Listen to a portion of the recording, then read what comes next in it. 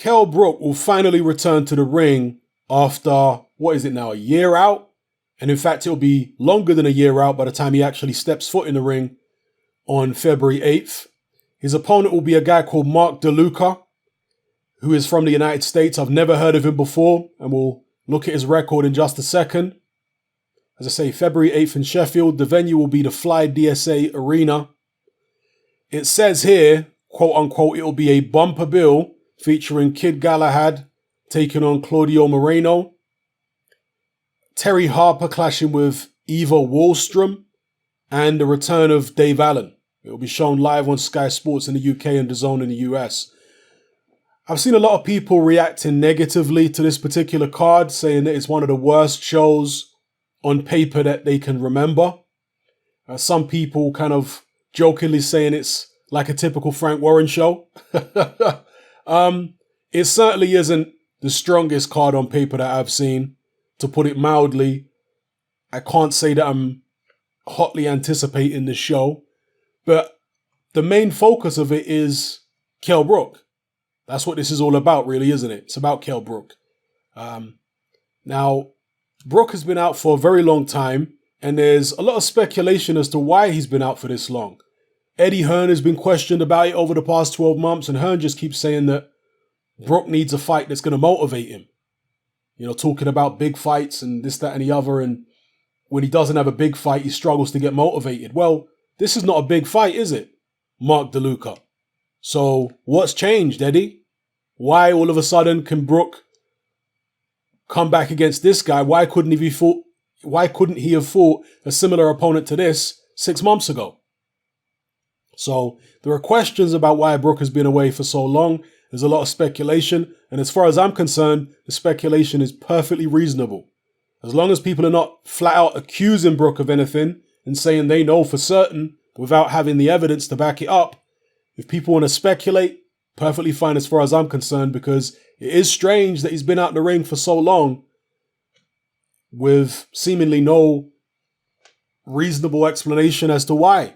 So anyway, the opponent, Mark DeLuca, from the United States, 31 years of age, 24-1, 13 KOs. He hasn't fought anybody, and he is a career, well, middleweight, actually turned professional light heavyweight, interestingly. Then dropped down gradually throughout his career, super middleweight, and he's pretty much been at, well, 154 for the past few years. Interesting. So he's probably quite a big guy if he's dropped all the way down from 175 early on in his career. But he hasn't fought anybody who I recognize on his resume at all, and that's unusual. You know, normally when you get a fringe contender like this, if you can even call him that, you're at least going to recognize some names on the resume, even some journeymen. But I don't recognize anything on this guy's resume. So God knows if he can actually fight. I'm going to have a look at him on YouTube, see if there's any footage. 5'9" southpaw.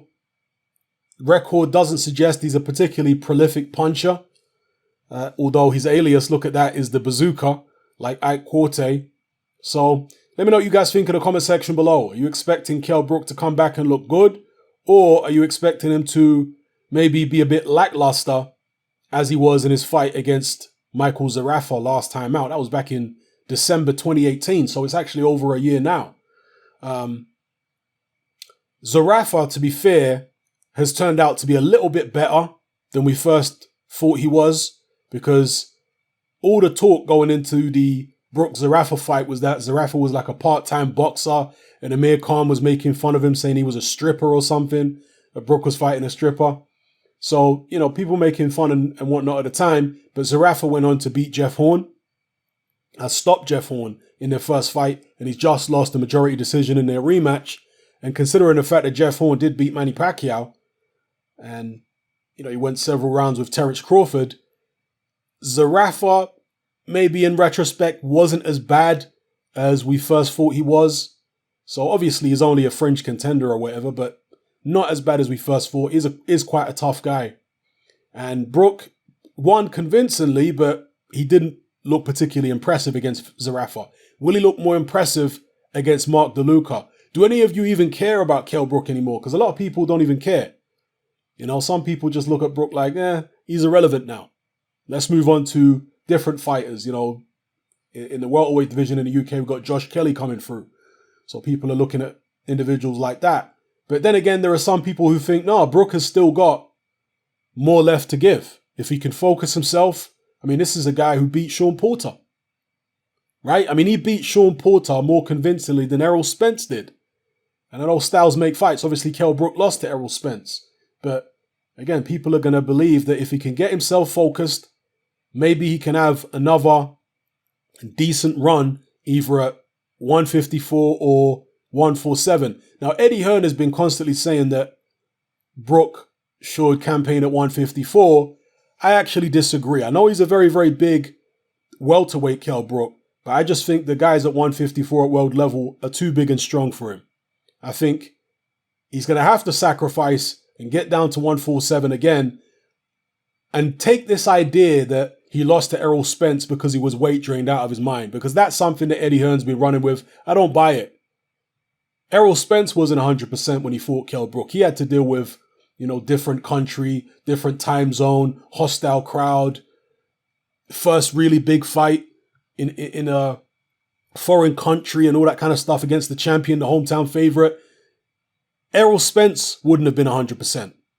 But yet, when it comes to Brook, oh, well, you know, I wasn't, I was weight drained and I wasn't as strong and this, that, and the other. And actually, in the immediate aftermath of Kell Brook losing to Errol Spence, there wasn't that many excuses from Brook.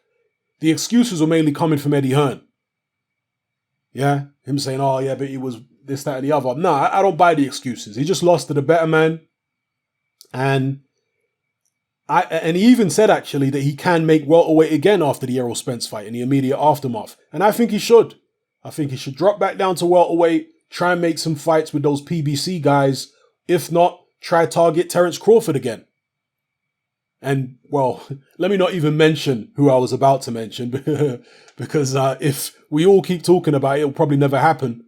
But if we forget about it, maybe that fight will happen. You know the fight I'm talking about, or I'm alluding to here, people. So, yeah, let me know what you guys think in the comment section below. Kell Brook coming back against Mark DeLuca. I have to check his name again. Let me know what you think. It's Hamming them out.